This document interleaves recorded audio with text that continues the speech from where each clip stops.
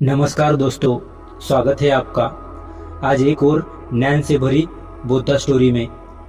क्रोध में मनुष्य जो करता है उसका पछतावा या दुख उसे बाद में समझ आता है। तो चलिए आज हम बुद्धा स्टोरी की मदद से जानेंगे कि क्रोधित व्यक्ति को कैसे हैंडल करें। एक बार की बात है, गौतम बुद्ध अपने शिष्यों के साथ बैठकर उन्हें कुछ समझा रहे थे। बुद्ध के सभी शिष्य बुद्ध को बड़े ध्यान से सुन रहे थे।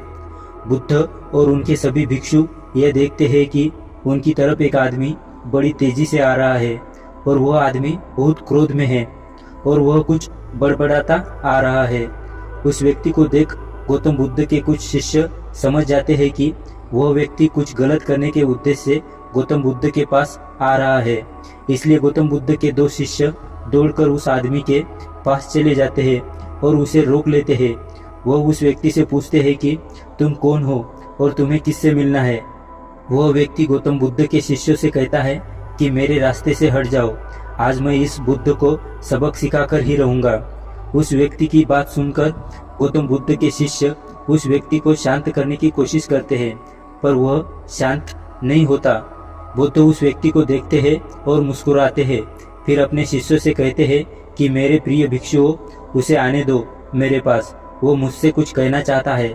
बुद्ध की आज्ञा का पालन करते हुए बुद्ध भिक्षु उस व्यक्ति के रास्ते से हटते हैं। फिर वो व्यक्ति बुद्ध के पास आकर खड़ा हो जाता है। जैसा ही व्यक्ति बुद्ध के पास पहुंचता है, वो बुद्ध को गालियां देना शुरू कर देता है। बुद्ध उस व्यक्ति की गालियां सुनते रहते हैं, परंतु उसे कोई भी उत्तर नहीं देते।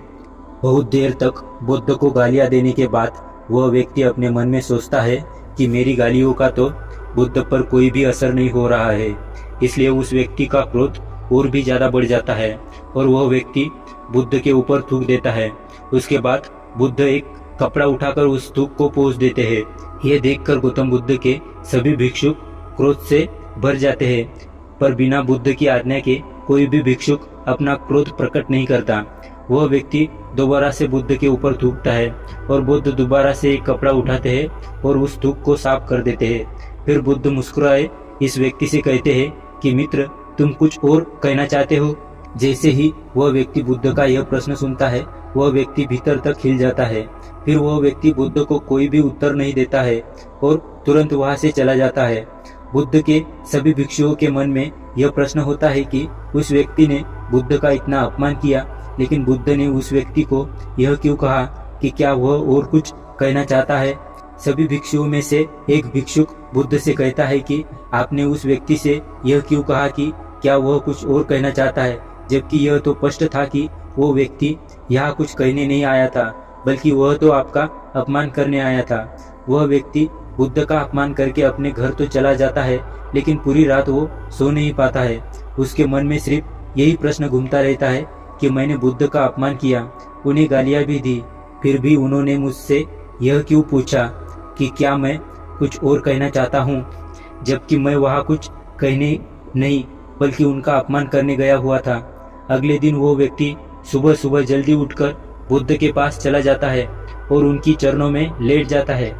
बुद्ध के सभी शिष्य उसको देखकर आश्चर्यचकित होते हैं कि जो व्यक्ति कल बुद्ध का अपमान करके गया हुआ था, आज वो रो रहा है और बुद्ध के चरणों में पड़ा हुआ है। बुद्ध उस व्यक्ति को उठाते हैं और उस व्यक्ति से कहते हैं कि मित्र, क्या तुम कुछ और कहना चाहते हो।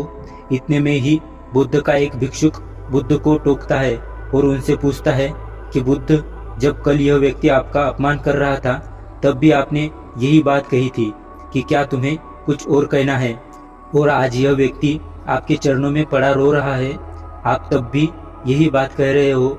इसका क्या अर्थ है बुद्ध, कृपा करके समझाए हमें। बुद्ध कहते हैं कि बात को कहने के लिए शब्द असमर्थ है।